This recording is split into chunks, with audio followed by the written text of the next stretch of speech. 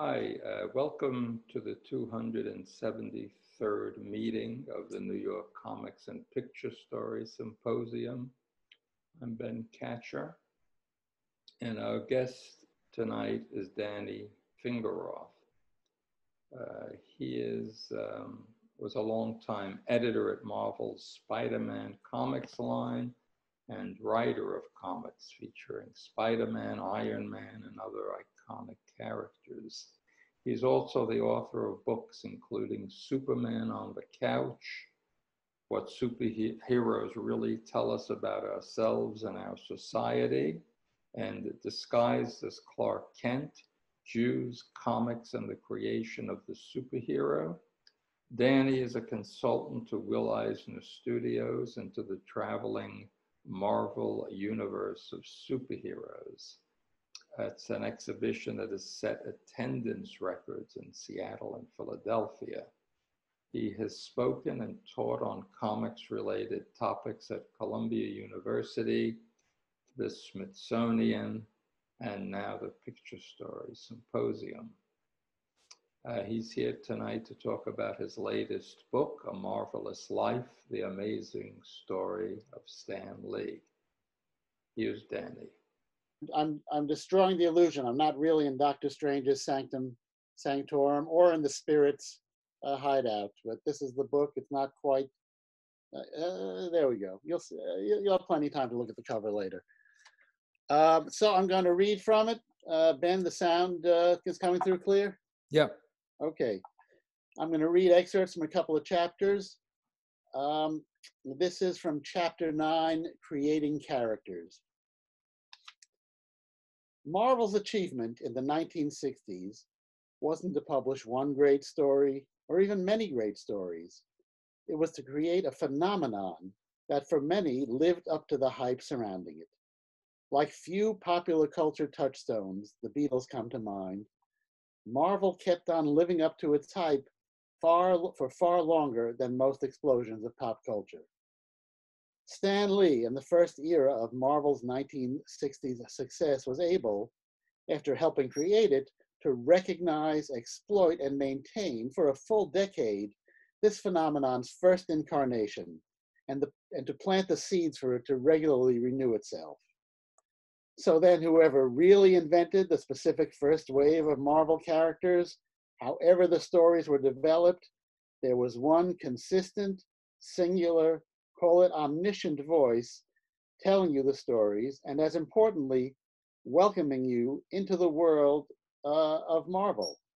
That voice had a name in the real world and in the magazine's pages.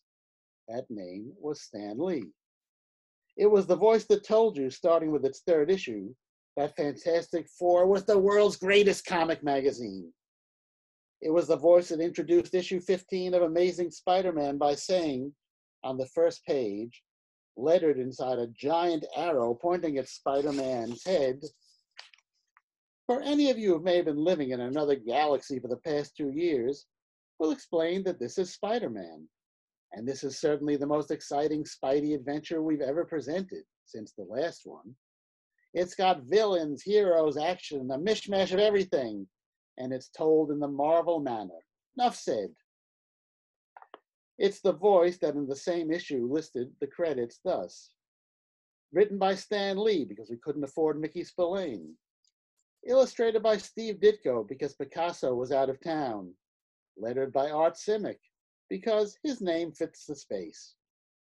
It's the voice that on the cover of issue 16, wherein Spider-Man first meets Daredevil, advised, warning, if you don't say this is one of the greatest issues you've ever read, we may never talk to you again. This omniscient, fourth wall breaking, friendly, self-deprecating voice was the voice of Marvel. It was written as the editorial we, and portrayed as the collective voice of Stan and Jack Kirby, or Stan and Steve Ditko, or the voice of the entire Marvel bullpen. It was, of course, though, the voice of Stan Lee.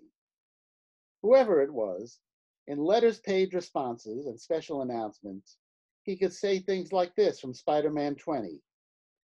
One thing we get a kick out of is the occasional fan who writes in to demand that we give Sonny Steve some more strips to draw. Poor old darling Ditko does about 20 pages of Spidey each month, plus 10 pages of Doctor Strange, plus 10 pages of the Hulk, and he still finds time to argue with Stan for a few hours each week. Was this a witty remark?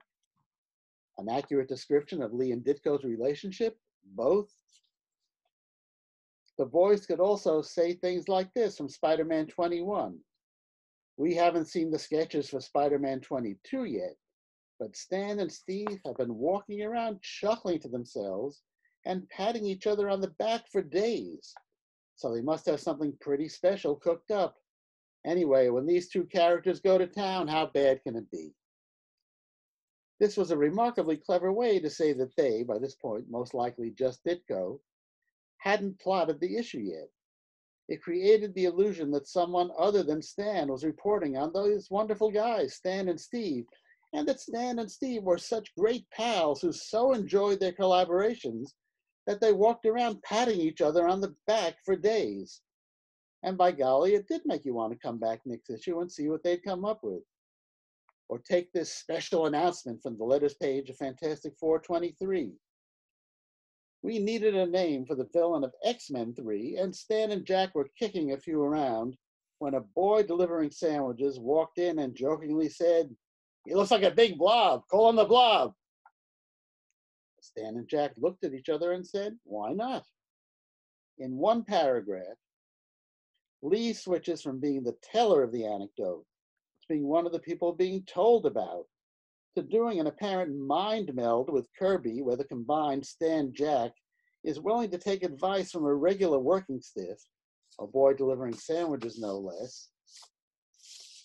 Did this story really happen? Did the delivery boy get to name a villain? Were Stan and Jack actually there to agree that it was the perfect name? And of course, where's the moment where editor Stan or publisher Martin Goodman had to approve a decision made by the writer and artist? This is the same voice that can also get plenty serious, as in the letters page to Fantastic Four 24, when it declares, "Many readers say they don't like referring to our mags as comic mags, but we must disagree. It is our intention here at Marvel to produce comics which are so well written and well drawn that they'll elevate this entire field in the mind of the public. After all, comic magazines are an art form, as creative and enjoyable as any other."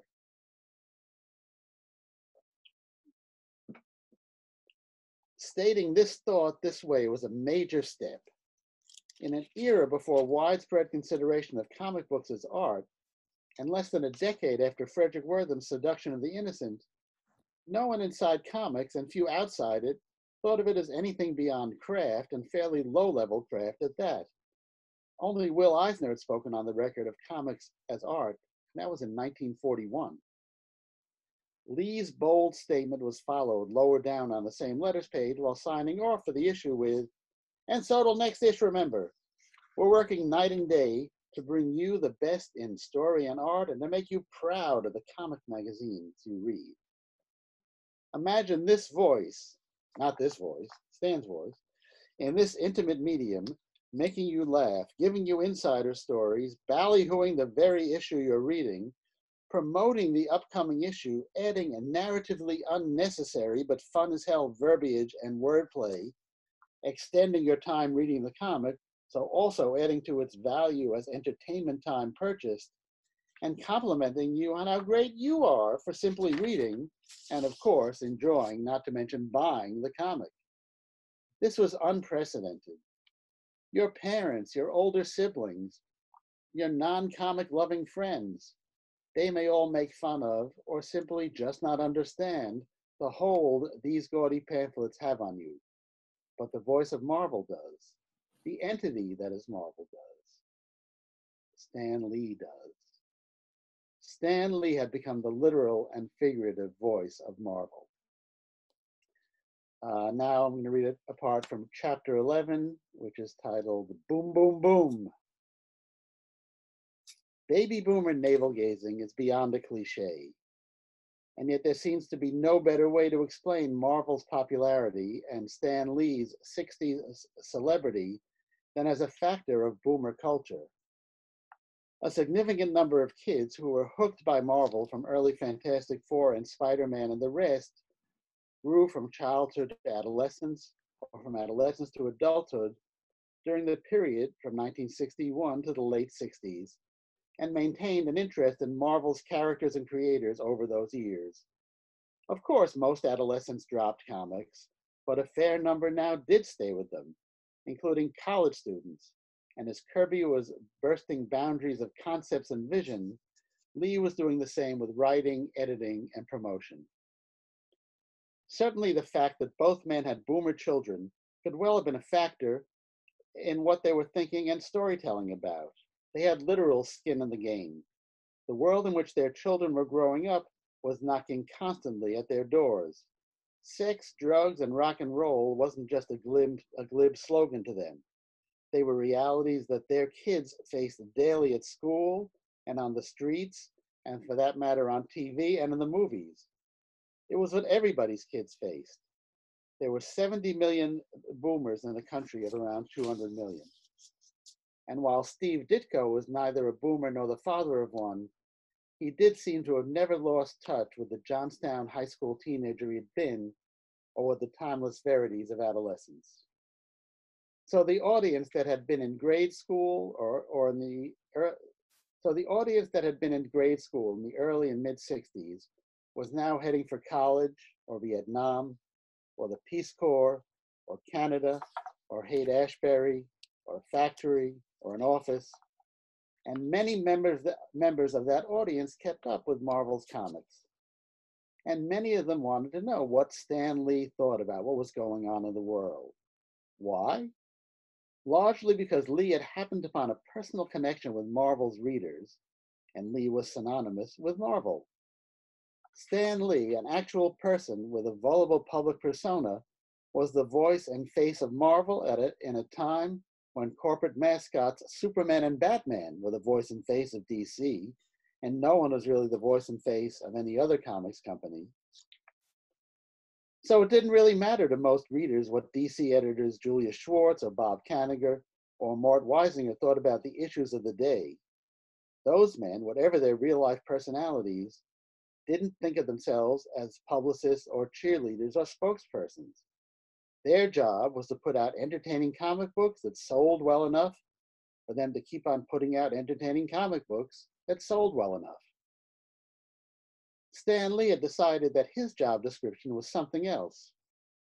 A child of the Great Depression and of the peregrinations of the comics business, he seemed to instinctively realize that his desperation move to provide Marvel with a friendly face also gave him a launching pad for becoming a celebrity who, surprisingly, probably even to himself, had opinions and feelings and passions that related both directly and tangentially to a medium and a company that he thought he had long ago ceased caring about. Lee took to this new celebrity like the proverbial duck to water. He developed a new look that involved fashionable suits, a neatly trimmed beard, and a stylish, well-sculpted toupee. It had become clear that so long as Marvel was prominent, he would be prominent. And if Marvel ever lost its cachet, or if it decided it didn't need Stan Lee anymore, he was now in a position to take his celebrity and do with it whatever he felt necessary and appropriate. Sure, he was in the comics business, but he was now also in the larger entertainment business. Most importantly, he was in the Stan Lee business, and that, it would turn out, would be a very interesting business. It was a business that would be the key to pretty much everything professionally and often personally that would happen to him for the rest of his life. If there was ever someone in the right place at the right time with the right skill set, experience, and personality to make the most of the possibilities presented to him and created by him, it was Stan Lee. And that is the end of my reading from the book. Thank you for sticking around. Ben, do you want to go through the PowerPoint? I had a version of it here, but let's start the slideshow. Yeah, I was just waiting. Somebody emailed me, wanted to get in, but I don't see them trying to get on. So, Okay. no, I don't see them. So maybe we should forget about it. Once I start this, I think it's going to be hard for me to. Okay. You see it? Is the I see first it. slide up? Yeah. Is Great. it filling the screen? Let's see. Okay. All right. This is the cover of the book. This is the name of the book and the name of tonight's event. Or anyway, I guess we can go to the next one. This is from the inside cover of a comic called Fantasy Masterpieces that reprinted a lot of the monster and science fiction stories that Marvel had been doing in the 50s and 60s. And this is the first image that a lot of people of my generation, or probably anybody reading the comics, had of Stan. So kind of that, you know, again, some kind of withered adult, a kind of hip but not too hip kind of guy, kind of like your dad or your uncle, not trying to be a kid. You know, he's there in a tie and a jacket. He's got that Frank Sinatra hat, which at the time we didn't know was because I think he was embarrassed about his receding hairline. So I think the role model there really was that kind of Rat Pack cool, that Sinatra, Dean Martin, Sammy Davis kind of hip 60s look, except he knew more about comics than Frank Sinatra did. We can go to the next one. So that's just a close-up of the same image. But for years, that was really pretty much anybody outside the business, anybody who was a fan reading them knew of what Stan, and it's a great affable image. It was really the perfect image for Marvel. Next.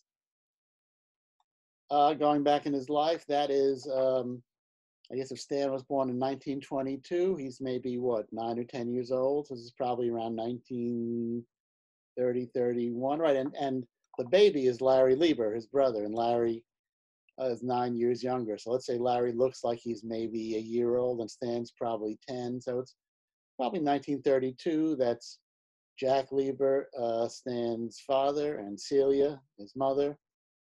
Somewhere, maybe in a park maybe near Washington Heights or in Central Park, but somewhere in New York. Next. That's Stan, again, around the same age. He was living in Washington Heights, and I think he got this bicycle for his birthday when he was like 10 or 12. And it's a big part of Stan's personal mythology that his parents couldn't afford it. I think they had to borrow money from a relative to buy him this bike, and suddenly his whole world was opened. He could drive across the brand new George Washington Bridge and go to New Jersey. Who can imagine such a thing? What liberation? And buy hot dogs and bike around. So this was a major event and a major metaphor in Stan's childhood. Next, please. That's Stan's high school picture from the DeWitt Clinton high school yearbook. Clinton had a big part in Stan's mythology. I think for a lot of that early generation of comics creators whose families either couldn't afford to send them to college or who weren't academically inclined, high school was a big thing. Excuse me. So Stan went to DeWitt Clinton, as did Bob Kane and Bill Finger, who created Batman, and Erwin Hazen, famous for Dondi and Wonder Woman. Also James Baldwin and Patty Chayefsky, and either Lerner or Lowe, I forget. But I mean, and any, that was like, there were 3 high schools that were like the Harvard, Yale, and Princeton for comic books. There was DeWitt Clinton. There was the High School of Music and Art, where Al Jaffe and Harvey Kurtzman and a lot of the Mad people went. And there was Glenville High School in Cleveland, which is where Siegel and Schuster, who created Superman, went. DeWitt Clinton The reason I have not mentioned any women or girls who graduated there is because it was an all-boys school. There was a comparable Bronx school that I'm blanking on the name of, Walton. I don't know if they had as illustrious an alumni list. And Bronx Science, I guess, existed, but hadn't had opened in 1938. So this was where anybody, I don't think you had to take a test to go to DeWitt Clinton, but just because of the demographic of all these immigrant Jewish and Italian and Irish and Black kids, it was a competitive school. It was famous for its sports teams, although Stan was not involved in any sports teams. But I think this was a major part of Stan's development and growing up. Next, please, Ben. So Stan got out of DeWitt Clinton and had a few odd jobs in the New York area. A lot of them were just schlepping stuff or doing kind of grunt work. He had a job writing obituaries, which depressed him, writing obituaries about people who were still alive, and a number of other jobs. He was an usher at a movie theater in Times Square, where he tripped as he was leading Eleanor Roosevelt to her seat. I think it was the Rivoli Theater. This guy, Martin Goodman, was Stan's cousin by marriage.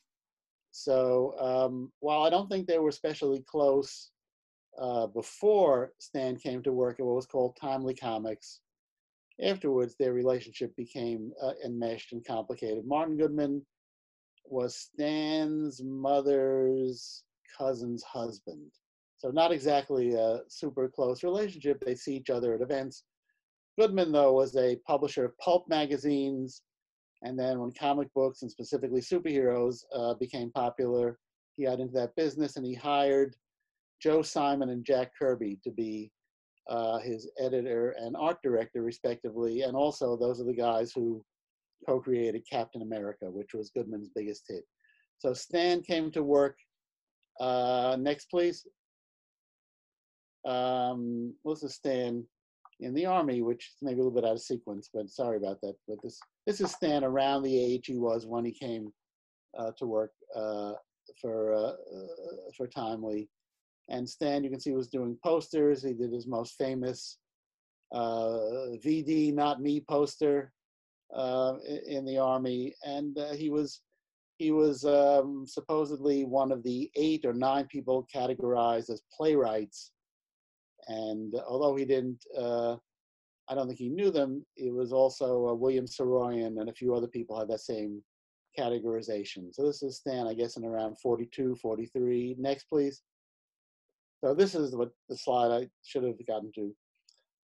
Captain America had just, the first issue had just come out the week in December 1940, when Stan had come to work at Timely as an assistant to Simon and Kirby.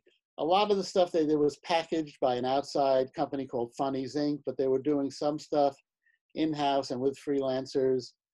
And this was a very bold move by Goodman and by Timely. It was Captain America punching Hitler a full year before Pearl Harbor. I think a lot of it had to do with Lee and Kirby and Martin Goodman being these Jewish guys in the publishing business who, as much or more than anybody, saw what a threat Hitler was going to be. He wasn't exactly keeping it a secret. Kristallnacht had already happened, but certainly advocating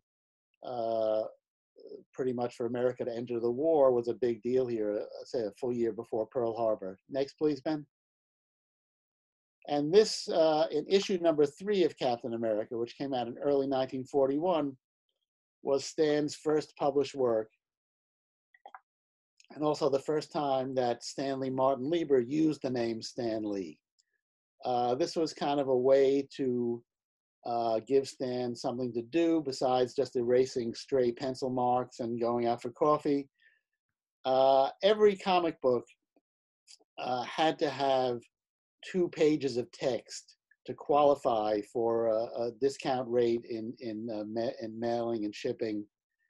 And I don't think they paid a whole lot of attention, so they had Stan write this short 2-page text Captain America story.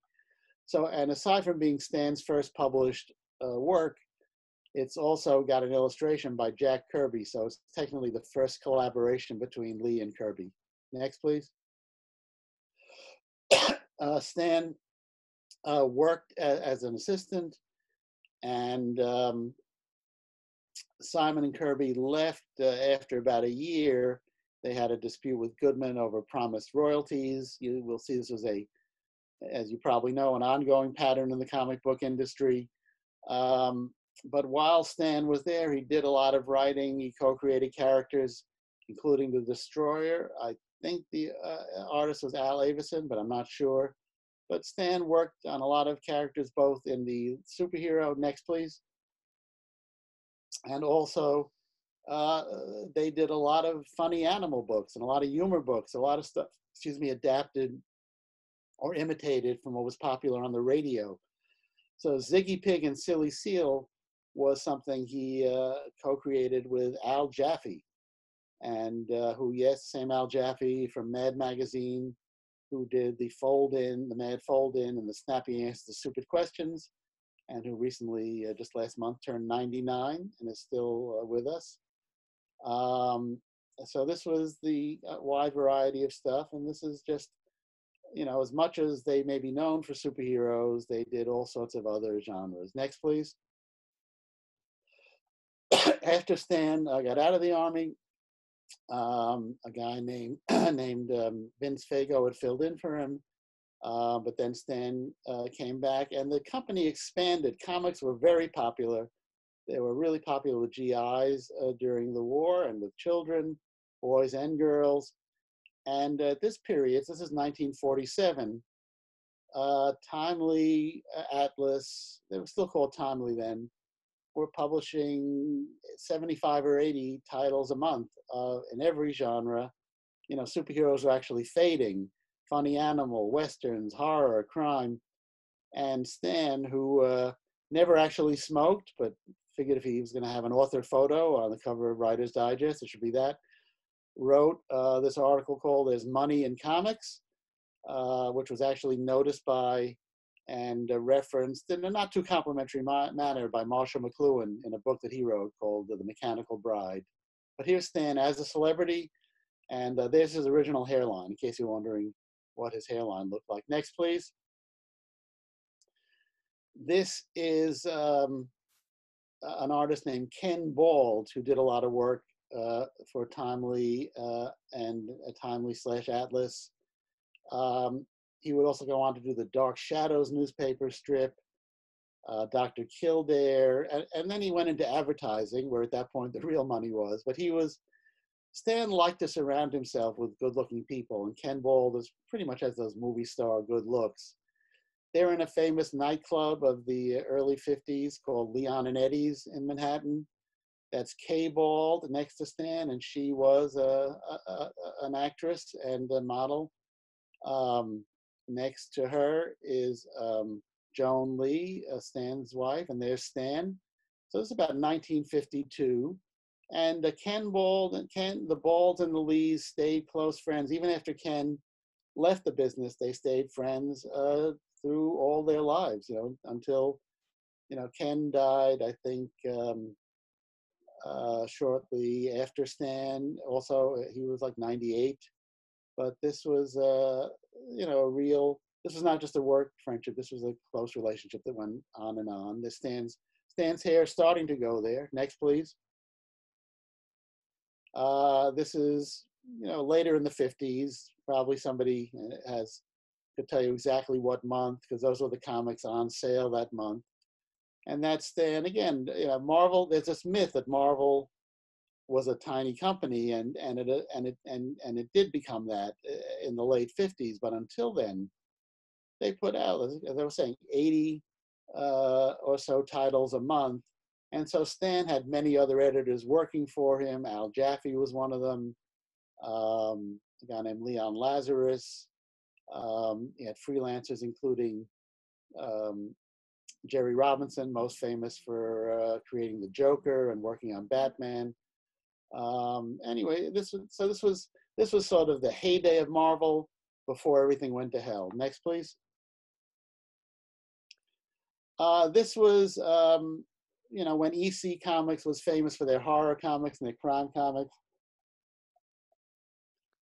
Timely, which was also known as Atlas at this point, was famous not so much as innovators, but as great imitators. So if EC was putting out 2 crime comics or 2 horror comics, Timely would put out 10 of each. You know, Goodman's strategy, not just with comics, but he had a whole line of magazines of what were called men's sweat magazines and adventure magazines, kind of, they were very schlocky but popular, and they were Hollywood True Confessions and so on. This was one of them, but this was one Stan wrote all the stories for like its first 8 issues. So he was very proud of this, and the voice was developing inside the comics that would become recognizable as that voice of Marvel. But again, this was just one of the many genres that the comic worked on, that the company worked on. They tried reviving superheroes in the 50s very briefly, but I think really superheroes, the only ones that were popular were Superman, Batman, and Wonder Woman, and those were pretty much DC's. Next, please. So now, in between that last slide and this slide, Marvel, that's when Frederick Wertham got involved, and other people were very critical of comics. They accused them of causing juvenile delinquency and illiteracy and every other evil that afflicted the country. And so the company, and then Martin Goodman changed his distribution model. We can talk about that later if anybody wants to. And suddenly the company imploded. Even though sales were pretty good, they suddenly went from 75 or 80 titles a month to 8 titles a month. And they were doing comics like Tales to Astonish that had the characters, the most famous, of course, because of the Guardians of the Galaxy movies, Groot. These were kind of definitely oriented towards children, based on movies like Godzilla, King Kong, Rodan. The monster movies of the late 50s, early 60s all had kind of radiation-based origins. And this was where the character Groot came from. Groot was created by Stan and his brother, Larry Lieber, who at that point was working as a writer and artist, and the artist by Jack Kirby and Dick Ayers. Next, please. We'll flip ahead for a minute to 2013. This was a Wizard World convention at Basketball City in Manhattan. And that's Larry Lieber on the left, Stan in the middle, who somehow miraculously regained his hairline from his 20s, and Ken Bald, who's still pretty damn good looking in his 90s. So I just wanted to, there seemed no particularly good place to show all these guys. So here they are years later. Next, please. Marvel started getting attention in the media. Stan realized that it was, that there were kind of high-profile fans like Jerry Bales and Roy Thomas, and they started this club called the Merry Marvel Marching Society. So this is Stan being visited in the Marvel Madison Avenue offices, I think it's 1966, by the members of the Princeton University Whig Cliosophic Philosophic Society. And the 2 guys, the second from the left and the one next to Stan on the right, are brothers who I've actually recently been in touch with. They were the Tulenko brothers. And they both had interesting careers later on, but this, was again a pivotal moment in their lives. There's that bust of Stan's wife Joan on the window, done by a artist. I forget his first name, named Sawyer, though. It was the father of a guy named Arnie Sawyer. Some of you may know or know of. But this was sort of what Stan kind of both he realized there was this audience that wasn't just kids, that it was college students, and they were passionate about Marvel in a tongue-in-cheek but very serious way. And he really started cultivating an audience like that,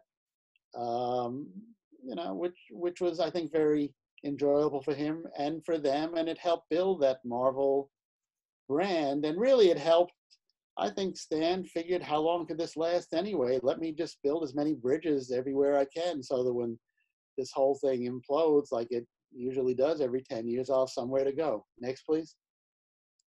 A little bit later, you can see this is maybe one of the first of Stan's toupees. Apparently, this isn't in my book because I only found it out afterwards, but he had 4 different toupees, so it would look like his hair was growing in naturally. So this is one of the toupees, and Stan with, I think that's one of the early Jim Steranko Agent of S.H.I.E.L.D. stories. And that's, again, somewhere in the Marvel offices of the 60s. They were no longer called Timely or Atlas. They were called Marvel, but they were still limited to an average of 8 monthly books. Next, please. That Roy Thomas had already come to work there. It looks like early in Roy's Marvel career, he's still wearing a tie to work. And so is Stan. Stan has the beard now. This is probably in the maybe 66 or so. Again, you could probably tell by looking whatever the cover date on the comics on the desk, but that's Stan and Roy, Roy became the next editor after Stan. Next, please. This is Stan after giving a talk at I think at somewhere out in the island, Long Island or New Jersey. Again, enjoying this celebrity. It is funny, because a question I had and the people sometimes ask me is, Stan was a famous celebrity going to college campuses in the 60s and 70s. Did he ever have any affairs with, with female students or teachers? And I think this is the answer. Whether he wanted to or not, this was his audience. These were not people he was going to have affairs with. So whatever his intentions, and I think he was very faithful and loyal to Joan. I don't think this was the group of people that were going to lead him astray from his marriage. But I love this picture. It's sort of, Stan being Stan. Next, please. And this is a picture that they sent out to a lot of fans. Judging by the comics on the wall, I'd say it's around 1968 or so. And here's Stan being a celebrity. Marvel had finally been released from its restrictive distribution agreement. So Doctor Strange now has his own comic, and other characters did. So they kind of doubled the line very quickly. And Martin Goodman had either was about to or just sold the company to a company called Cadence, but Goodman was still sticking around running the company. So Stan is still here technically editor, or what you call editor-in-chief, although I don't think that was the title, but definitely becoming celebrity Stan more and more. Next, please. And this is probably, I think, around 1976, where he's fully in the blooming of his celebrity mode, where he's promoting razor blades, which I don't know if that's why he shaved his beard, but he's, some of you may remember seeing this. And, it calls him Stan Lee, publisher, Marvel Comics. So at this point, I guess Goodman had sold the company.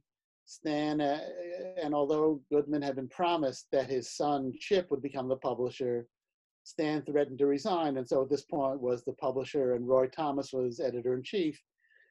And Stan, who was a natural-born ham, his first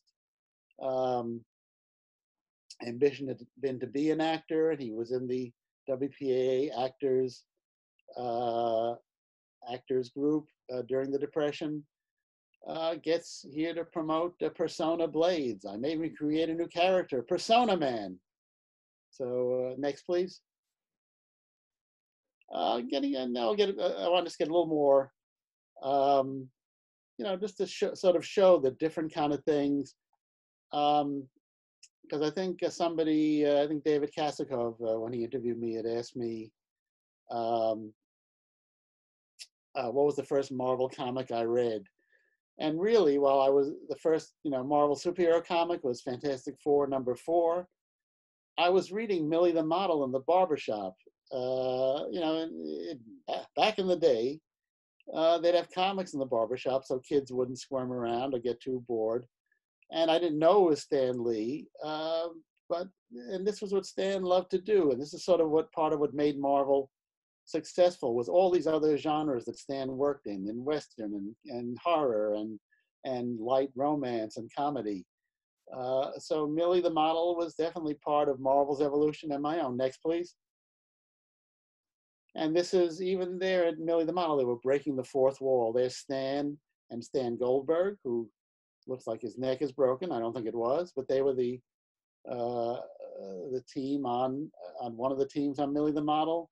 So many of you have asked to see the two clever young men who write and illustrate the Millie magazines. Stan is at least 40 here. And so here they are, scriptwriter S. Lee and artist Stan G. Aren't they cute? But Clicker doesn't have to be jealous because, they're both married. Next, please. And then again, here's Millie and her rival Chili, or I guess just Chili, visiting the Marvel offices and going to see Stan Lee and Stan G. And so if Marvel was famous for kind of breaking that invisible fourth wall, or whatever you want to call it, between the creators and the characters, they were doing it even this early. Next, please.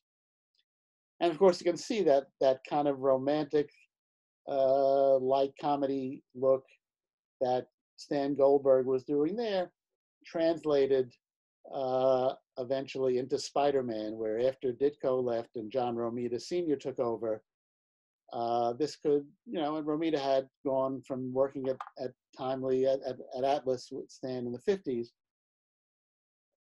He'd gone on to do romance comics at DC, and then Stan talked him into coming back, even though he was on the verge of taking a high-paying job in the ad industry. And he added again this kind of hodgepodge of genres that made Marvel stand out. And this, of course, is one of the most famous Marvel panels ever. Peter's Aunt May has been trying to get him to have a blind date with Mary Jane Watson, and he's been resisting it because he's sure she's going to be dull and plain and not worth going out with. And he's got a crush on Gwen Stacy and Betty Brant. And then, of course, the door opens and face it, Tiger, you just hit the jackpot. But of course, not forgetting that it's a superhero comic, Stan makes sure to mention right next to that, next to Rhino on the Rampage, just so you don't think that it is a romance comic, plus a swinging surprise or two. Next, please, Ben. These are Stan's most famous collaborators, best friends, worst enemies, source of everything we know as Marvel largely comes down to these three people, Stan Lee and Jack Kirby, and Steve Ditko. With Kirby, Stan co-created most of the characters, Fantastic Four, Hulk, Iron Man, X-Men, Avengers, and with Ditko, he created Doctor Strange and Spider-Man, with Spider-Man being so much probably the most popular Marvel character ever, that he's in many ways as important as Kirby and Stan and Goodman in this entity that we've come to know as Marvel. Next, please. This was the first Marvel superhero comic. DC had revived some of their 40s characters. The Flash, Green Lantern, Superman, Batman, Wonder Woman had always been in print. And they had this comic called the Justice League that Goodman tasked Stan with coming up with something to compete with. But they weren't publishing any superheroes. It was 1961. And Stan decided, for a number of reasons, to not just bring back I guess maybe because they hadn't had any traction when they brought them back in the 50s, Captain America, Submariner, and the Human Torch. So they brought back a modern version of the Human Torch and the Invisible Girl and Mr. Fantastic, who was basically a knockoff of Plastic Man. And the Thing was a character who was really kind of a Marvel, an Atlas monster like Groot. So, and of course, there's a big monster they're fighting right in the middle of the street there. But the funniest, this is the Fantastic Four #1, the start of what we call the Marvel Age of comics that led to all the movies, etc. It is very funny that it says featuring the Thing, Mr. Fantastic, Human Torch, Invisible Girl, together for the first time in one mighty magazine. Well, together for in any way, shape, or form, the first time they're appearing. But of course, the idea was that readers would think that they maybe were like the Justice League or even were the Justice League, and they're together for the first time. Next, please. Sorry about the blurriness on this slide, but the point I want to try to make here is the month Fantastic Four #1 came out, Timely, Atlas, Marvel was putting out every other thing but superheroes, and I think, they thought, let's just throw a superhero at the wall and see what happened, but they were putting out love romances, teenage romance, Linda Carter, student nurse. They were putting out a couple of cowboy Western comics, several of those kind of hybrids of Twilight Zone and Godzilla, Journey into Mystery Tales, Suspense, Strange, everything but superheroes. So it was a, and really, if you read those comics, especially the other ones that Lee and Kirby did that month, like Gunsmoke Western or Kid Cult, it seemed like they were really putting more effort and attention into those than into FF, which I think they almost felt strong-armed in doing by Goodman. Obviously, history proved differently. Next, please. This was, of course, in 1963 when they had put out a line of superheroes. This was the Avengers, Iron Man, the Hulk, Ant-Man and the Wasp, Thor. And they finally kind of gave Goodman his equivalent to the Justice League. Next, please. And of course, this is what we know now as the whole Avengers franchise. And this is the Avengers Endgame that came out last year. It was like the most popular movie of all time ever anywhere. So those characters had some durability. Next, please. Spider-Man. The myth about Spider-Man is that they put him in a magazine, they knew it'd be canceled, and Stan had been wanting to do this offbeat thing, and so Goodman said, well, I don't care, sneak it in the last issue. That's unlikely to be true. If you read the inside, you can see it was definitely intended to be an ongoing series, and but Goodman, I think, saw the sales on the previous issues and decided to cancel it. He was very quick to cancel and restart things, especially being restricted in his distribution as he was for that time. So anything that seemed at all weak, and even though Kirby did not do the interiors, it was obviously Steve Ditko's co-creation. Well, not about obviously, there's a lot of creation stories about Spider-Man, but Steve Ditko drew the first 38 issues, 2 annuals, but this was a Kirby cover inked by Ditko and Spider-Man. Spider-Man, there's a lot to say, but I don't know if we need to say much more about it here. Next, please. One thing I'll say is with this, so Spider-Man was an amazing fantasy. It seemed like that all anybody would ever see of him, but sales were so good on that, and word of mouth, and the letters Stan got from people like Roy Thomas and Jerry Bales, that they gave Spider-Man his own comic about 6 months, 7 months later. And because the Fantastic Four was so popular, they put them on the cover. Again, here's another cover. It looks like drawn by Kirby, inked by Ditko. Again, I guess they figure if people like the Fantastic Four, let's be sure this looks at least somewhat like the Fantastic Four. And this was the beginning of Spider-Man. Next, please. Spider-Man was extremely popular, not quite as popular as the Fantastic Four in the 60s, but became the most well-known character in the company, was the one used for merchandising. Here's Spider-Man takes his troubles to a psychiatrist, and all that cover copy. Marvel was famous for that.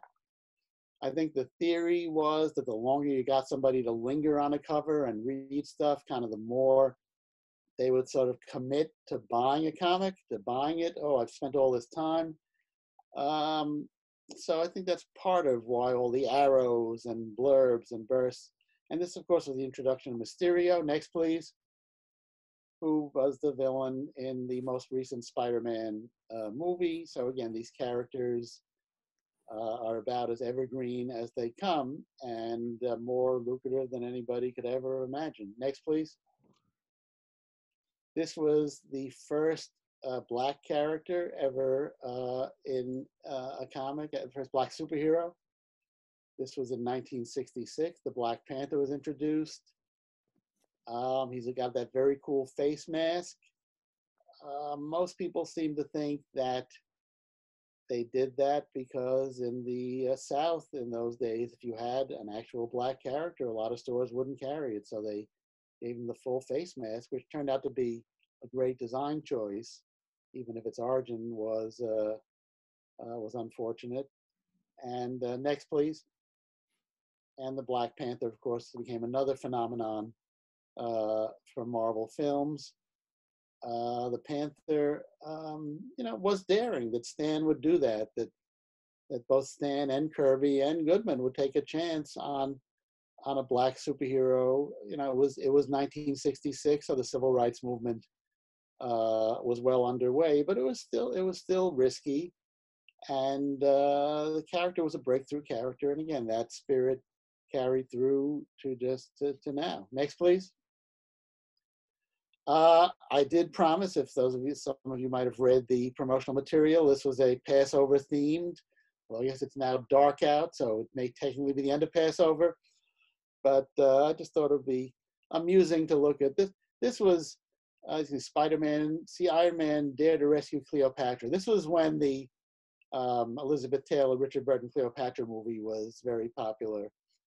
So I think that more than any biblical or any particular historic reason was why they had Iron Man battling the mad Pharaoh. And actually, what's cool, this was the month when the comics first had the corner boxes with the characters, which I think was Steve Ditko's idea. But when Stan first started calling it the Marvel Age of Comics. Next, please. And here's, I think a few months later, I think again, it was still sort of because of the popularity of the Cleopatra movie. I thought it was just pretty funny that, they retconned Ben Grimm into being Jewish about 20 years ago, I think because Kirby had drawn a Hanukkah card with the thing on it and maybe a few comments he made. So here they are. Here's the Fantastic Four, including Jewish Ben Grimm, the Thing, being slaves to Pharaoh in Egypt. The mercy of Ramatut, the Pharaoh from the future. Not sure where that guy's hat, what era that guy's hat is from, the hat on the right, but you see the pyramids. And then next, please. And then Ramatut became an interesting character because he was a time traveler. I think there was a period where they wondered if he was really Dr. Doom or had gone back in time, and I think they now claim he wasn't, but he might be Kang. This is very inside baseball for folks, but so Ramatut became an interesting character with no appreciable real tie-in to the Bible or Jewish culture, but there you have it. Next, please. Just some odds and ends. In the 70s, in the late 60s and 70s was the era of underground comics becoming popular. They were sold in head shops. That was part of the origin of the direct market comic book shop to begin with. And the underground publisher and writer and artist that Stan developed the closest rapport with was Dennis Kitchen. So this is them in around 74, when Marvel and mainstream comics were having a hard time on the newsstands, and the undergrounds were having a hard time, largely because of changes in the obscenity laws. And it was very, although, so Stan and Marvel kind of envied the freedom of expression of the undergrounds, and the undergrounds, I think, envied the actual money that a company like Marvel had, and so they partnered. Next, please. Doing something called Comics Book. This is from a more recent reprint, The Best of Comics Book. But this was a kind of hybrid underground comic. And Spiegelman did work for them, and Trina Robbins, Kitchen, of course. Pretty much the only big name they couldn't get to do work was Robert Crumb. But of course, Marvel couldn't let them have as much freedom of expression as they wanted. Distributors, I think, and retailers were a little confused about where to put it. When Dennis Kitchen asked Stan what he wanted his credit to be, because really it was packaged by Dennis, Stan said, well, why don't you call me Instigator? He said, that way, if it's popular, if it's a big hit, I can say, well, I instigated it. But if it's a flop, or if people get arrested, or if somehow you get into trouble, I can say, well, all I did was instigate it. So that was the story of Comics Book. Interesting stuff, definitely worth checking out. Next, please. And then, of course, again, probably for this audience, I'm guessing most of you have some knowledge of comics history and Stan Lee history, but in the last 15, 20 years of his life, this was how most people knew Stan, for his cameos. Here he is in the Doctor Strange movie, reading a copy of The Doors of Perception as Doctor Strange and the Baron Mordo are pressed up against the side of the bus he's on, the joke being that this wacky old guy is so caught up in all this Huckley he doesn't notice the superhero battle. Next, please. A couple more. The one on the left is one of my favorites. Stan as a music librarian, not noticing a superhero battle behind him in the school library as he listens to some classical music. There's Stan as the nearsighted barber in one of the Thor movies. Next, please. Here's a whole lot of Stan cameos. I'm not going to go through all of them, but he did. There are all sorts of fan theories about how this one particular guy turned out to be in all these movies. Next, please. And then just to bring it a little more personally, so I met Stan years ago in the 70s when I started at Marvel. I worked with him a lot outside Marvel. Here's a story from 1984, plotted by Tom DeFalco, scripted by Stan, drawn by Ron Frenz, Jackson Geis, and Bob Layton. And I was the editor of this. It was very odd to edit Stan Lee on anything. And he was very professional. He took my comments. If he agreed with them, he complimented me on them. If he didn't, he argued his case. He was, he did not take a prima donna stand, which I appreciated. It's still weird that I was his editor a number of times. Next, please.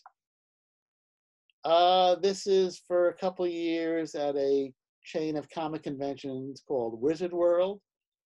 I was Stan's regular moderator for a while, and really, if you've seen Stan, he didn't.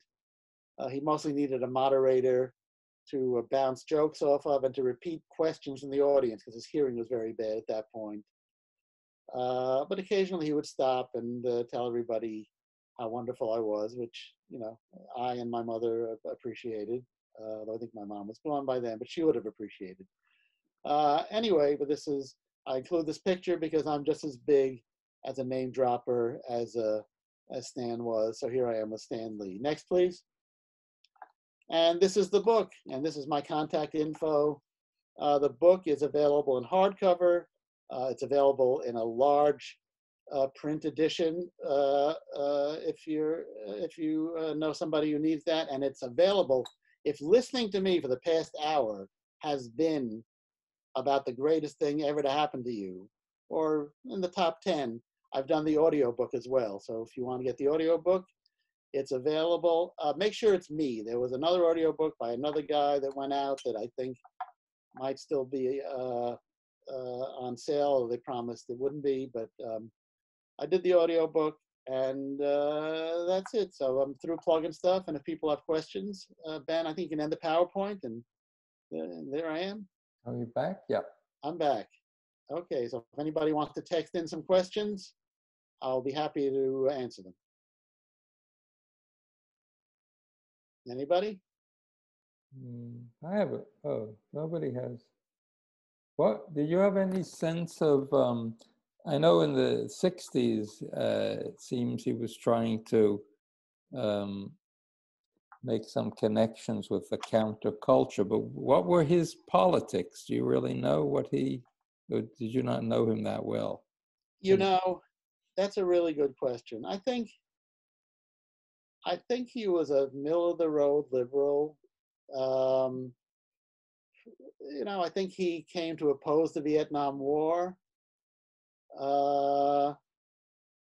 You know, I could never tell. Obviously, many of the stories are Cold War stories involving, the FF wanted to get to the moon before the commies got there, and a lot of the villains were Russian or Chinese communists. So I don't, so I think he was pretty middle of the road. I'd say more liberal as he got older. There was one point, and I have some quotes from it in the book, and you can find it online. There was a pilot for a talk show he did in '68, where he had the editor of a Rat Underground magazine, Jeff Shiro, I think his name was, and the editor of the Columbia University magazine, and the editor of the Dalton School newspaper. So a lot of kind of liberal young kids. And he came out with some stands on that, he opposed the Vietnam War. At one point, he was talking to the poet Kenneth Koch. No relation to the Koch brothers, a whole other Koch. Kenneth Koch, about doing a book of anti-war poems, maybe adapted into comics form. So I'd say he was pretty center liberal. I think he didn't get the counterculture. I think he found the idea of hippies or the whole East Village kind of scene, or the Haight-Ashbury mystifying. He worked all his life to get to a kind of a place of having a house in the suburbs and a nice car, and so I think he didn't quite get that. And then I think at a certain point he realized that his audience was probably evenly split between left and right wing, conservative and liberal. And so starting in the early 70s, I think he became very apolitical in public. Mm-hmm. But I'd say generally the needle on one side or the other of pretty in the middle liberal. Certainly not from say Kurtzman, I think, was a red diaper baby. And I think there were other people. I think Jerry Siegel was maybe more left wing. I don't think Stan was ever that far. I think pretty middle of the road. Okay, thanks. Any other questions? Can type them in the chat. Here's a question from Steve Bergson. Hi, Steve. Can you comment on? I don't see the end of it. Wait. Hold on. Can you comment on? Yeah, I don't see the end of it either. Wait, is he still there?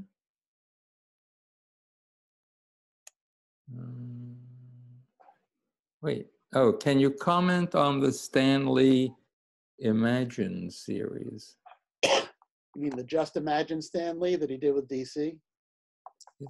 Yes, he wrote for DC Comics, right? Yeah. I don't know. I mean, that was a thing Stan did in the year 2000. And Michael Uslan, who's the producer of all the Batman movies, came to Stan with the idea. That was around the time of Stan Lee Media. Marvel had gone through its bankruptcy, and Stan was still under contract to them, but he had the freedom to do whatever else he wanted. So Uslan came up with this idea for Stan would kind of reimagine the most famous DC characters. So it's just imagine Stan Lee creating Superman, just imagine Stan Lee creating Batman. And Michael has some great stories about it. The only, and the comics are fun. I haven't read all of them. A lot of artists did race to work with Stan, including people who had left Marvel, the Image guys.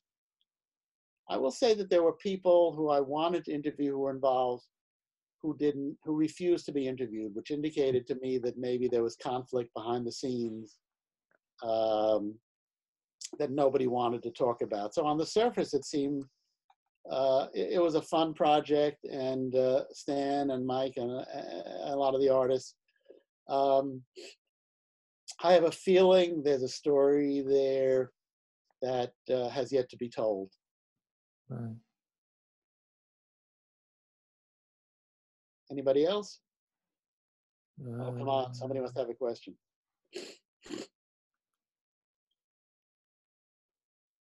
Oh, Steve Elboth, you're going to wait to read the book? That hasn't stopped other people from commenting on it.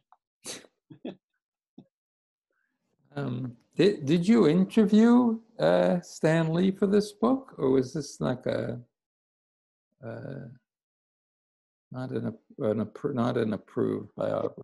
Well, it was not authorized. Unauthorized, right? However, because some people advised me that a book would sell better if it was authorized.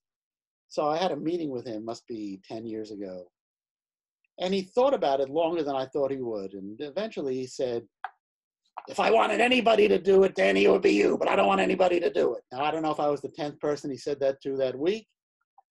But I said, well, look, I'm going to keep bugging you about it. And he essentially said to me, he wrote me an email that he said, well, I don't want to do it, but why don't you do a Kitty Kelly on me? Which he was referring to Kitty Kelly's infamous book about Frank Sinatra. I don't think he meant literally that, but he meant do an unauthorized one if you want. So when my agent made the deal with St. Martin's Press, and I would nudge Stan every year I go, remember that book? And he said, I still don't want to do it. So when I made the deal with St. Martin's, I told Stan, and he said, well, good luck with it. He said, I'm not going to tell people to talk to you or not to talk to you, but I don't want to be interviewed for it. And then he proceeded to do 2 interviews with me for it. So You did, okay. Yeah, so I'd interviewed him a number of times over the years for other projects. And for this specifically, I did 2 long-form interviews with him, where I think I finally learned how to interview Stan Lee, because he's Stan Lee, and he's got that persona, and he's got questions he's answered 1,000 times. But I think I did, I think the best of the answers. So there's a lot of excerpts from those interviews. So what I would do is I would send him pictures of the George Washington Bridge, which, as I mentioned before, he really romanticized in his own memoir and in his own memory. And I live near the bridge now, so I'd send him the bridge at sunset, the bridge at night, the bridge in the fog. And he'd always, respond with like, oh, that brings back memory. So I don't know if that had anything to do with him ultimately deciding, or if he just, was Stan Lee and likes to be interviewed. But yeah, I did, I don't know if they're the last interviews, but I did it about 1.5 years before he died. I did 2 very lengthy interviews, and then also numerous interviews with him. What I also have in there, I didn't mention, Judith Crist, the famous film critic. When she started out in her career, she was a beginning reporter at the Herald Tribune in her 20s. She was born the same year as Stan, 1922. And she interviewed Stan. She wrote a lot of articles. She interviewed Wortham a lot. and she even interviewed Stan. And so I did an interview with her a few years before she died about Wortham and about her interest in comics. So there's quotes in the book from her that it was funny. She was a neighbor of mine, and because of that, I hesitated to bother her, but I finally did. And she was very generous with her time. But even though we lived about 12 feet from each other, she insisted on being interviewed by phone. But you know, but that, and she wrote a lot about comics and Wortham in the Herald Tribune. So that was, you know, I don't think any, you know, I think I had some of the last interviews with Stan. And I think I must have had one of the only interviews with Judith Crist about her coverage of comics. Right. There's a question there from Steve Bergson. What about the DC Marvel collaborations in the 70s? Was it difficult for Marvel to pull off? You know, I don't have any, I mean, there's literally books written about that. My impression is, since so much of the personnel worked for both companies, and since sales were so soft in that era, that I think it was relatively easy. I think at that point, I don't know if, I guess Carmine was out at that, Carmine Infantino was out at DC. I think both companies were desperate enough that they needed to do it. So I again, there's literally books written about it. It's not something I researched a lot, but I think they had sort of started by accident because they somehow they ended up having overlapping permission to do an adaptation of The Wizard of Oz. So I think just to work that out legally, they collaborated on it. And so that, I think, led to them doing the Marvel DC. You assume Stan played an important role. I don't know. I don't really know if he did. I think that was probably more Len Wein, and you know, like I said, I've read about that, and I may have mentioned it in the book, but I just think it was a period in the mainstream comic business where both companies just needed to make money, and it was, you know, it was before, you know, I guess there was the Wonder Woman show, and you know, it was just before the Hulk show hit. I think they were just desperate to keep the lights on. Right. Any other questions? Did you watch that interview with that little video where Stanley talks about his experiences with Alain Resnais, the filmmaker? Well, I mean, I talked to him about it. Yeah. There's like a little strange. It's like a little yeah, interview. there's a tribute when Resnais died, right? Yeah, yeah, that's what it is. Right, right. Is that true? All the story you had, the same story? It's like Ken Ball. Yeah, I mean, look, I think Federico Fellini came to Marvel. Oh, you mentioned that, right? I think Fellini was ultimately, from what I hear, not that. You know, I think they had fun. It was an enjoyable interview, but I don't think ultimately he came away that impressed. But there was something, again, Resnais was also born the same year as Stan, so they were contemporaries, and Resnais was a big comics fan. There was something where they hit it off personally and spent time socially.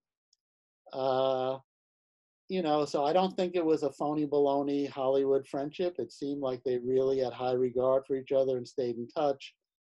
They worked on one screenplay.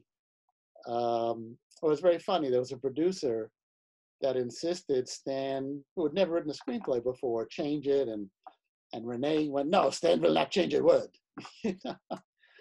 And then I think they worked on another one or two stories that Stan did the treatment for. You can see Resnais was a big comics fan. Resnais did a movie with Jules Feiffer, and I think he had things in the works with other comics people. Right. But yeah, as far as I can tell, that was a genuine, again, lifelong friendship those guys had. Right. There's a question you can see from Paul Toomey. What sort of relationship did Stanley have with Harvey Kurtzman? You know, I think they were friendly. Harvey appeared on when Stan did a series of videos in the 90s, a little before Harvey died, called Stanley Presents Giants of the Comics, something Harvey was on one of the episodes. And I mean, Harvey owes his marriage to Stan, because Harvey's future wife was Stan's secretary, and they were dating her. They met because Harvey would bring in the Hey Look one-pagers. And then Stan conducted a poll in whatever comic Harvey was, in one of the comics, what's your favorite humor feature? And Adele stuffed the ballot box so that she rigged it so Harvey would win, which led to Stan giving him a lot more work. So I imagine Stan must have found out at some point. The thing I would say was in the 70s, when Stan became publisher, and Roy was editor-in-chief, even then Stan wanted out of the comics. I think even then he wanted to move to Hollywood or move into advertising. And he invited Will Eisner in to meet about Eisner being publisher.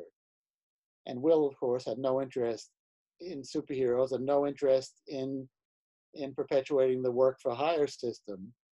And I think Harvey was a similar thing. Stan wanted Harvey to come in and basically recreate Mad Magazine for him.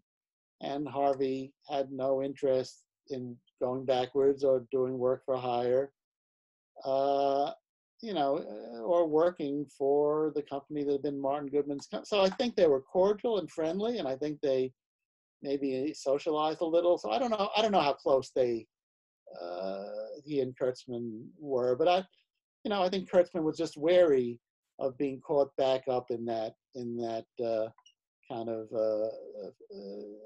work for hire factory system. Any other questions?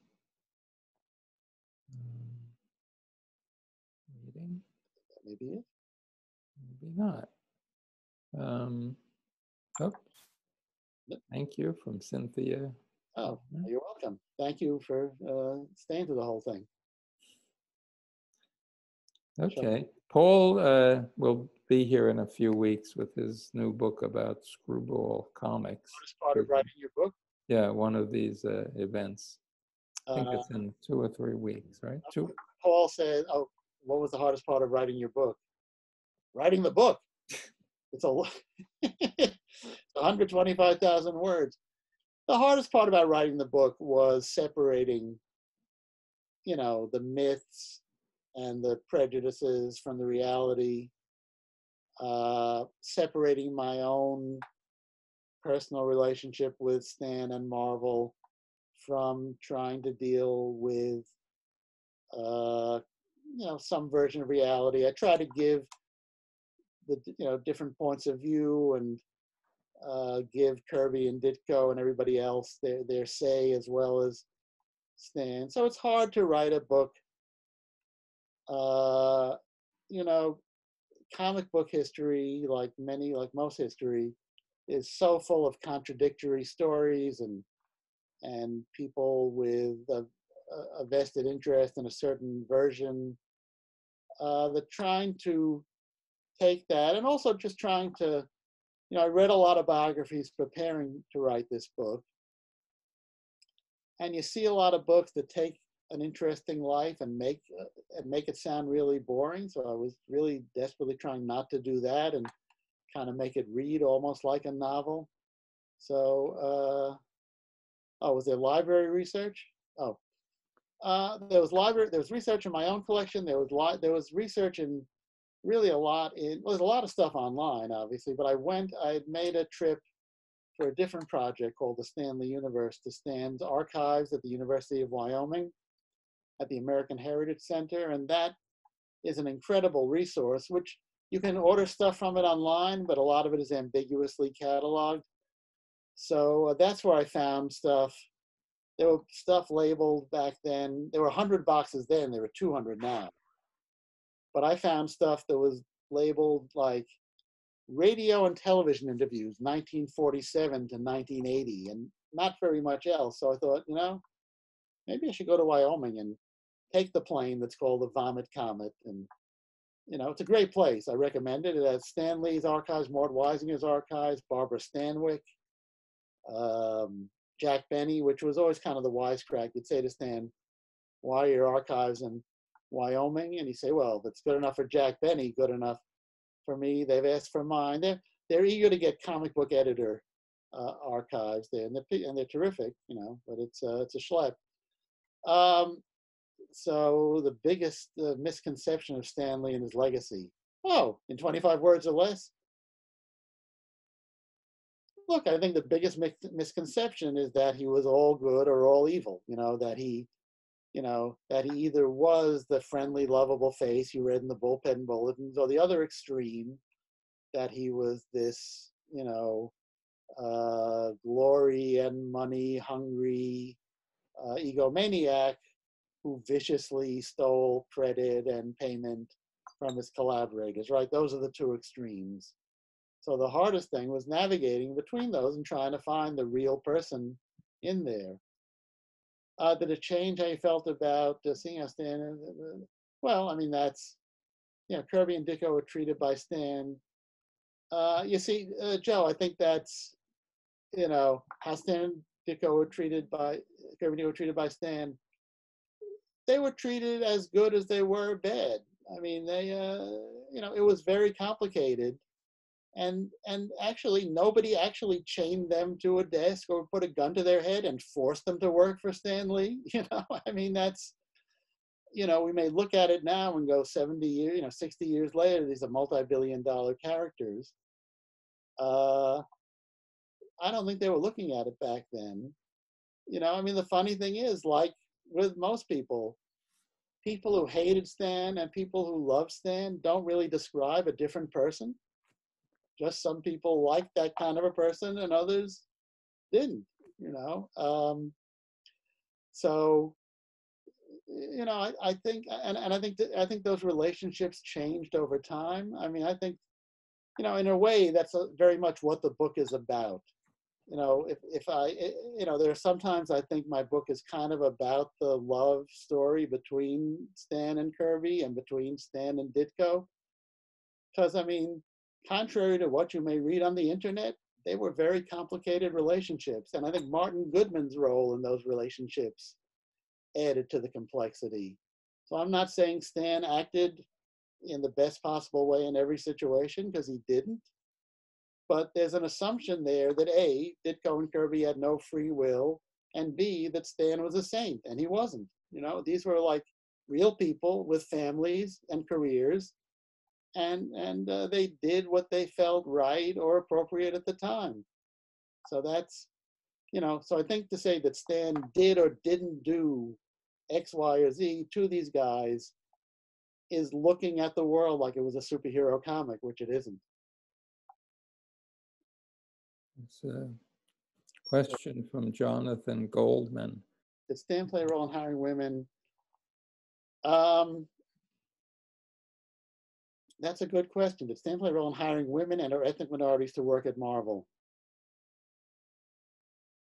I think he hired women.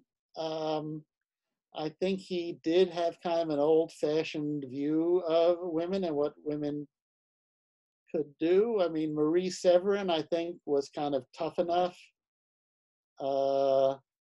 that she was able to kind of chart her own way there and kind of, draw comics and color comics and kind of be one of the boys. So I think it took a toll on her. I mean, it's sort of a catch-22. I don't know if there were a lot of women trying to break into superhero comics. I'd say Stan had a kind of somewhat old-fashioned, for better and worse, view of women. I never, at one point, I think in the early 70s, he and Roy Thomas put together a line of superheroines that said they specifically wanted written and drawn by women. I think they thought it was a commercial thing.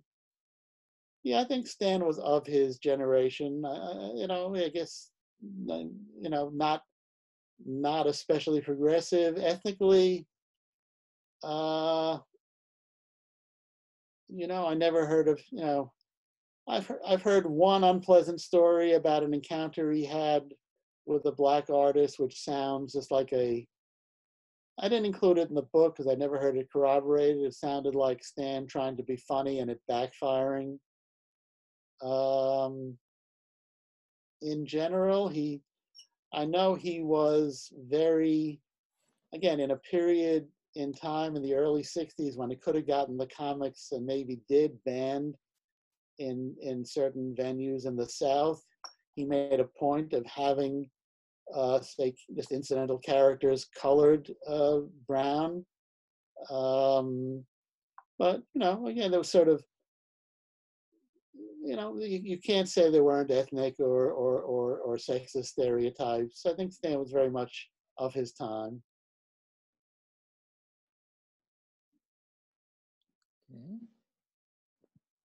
Okay. So thank you, Danny. Thank you, Ben. Thank you, everybody. And everybody stay healthy, stay safe, wash your hands, and thank you for joining us. Thank you. Bye-bye. Good Everybody. night.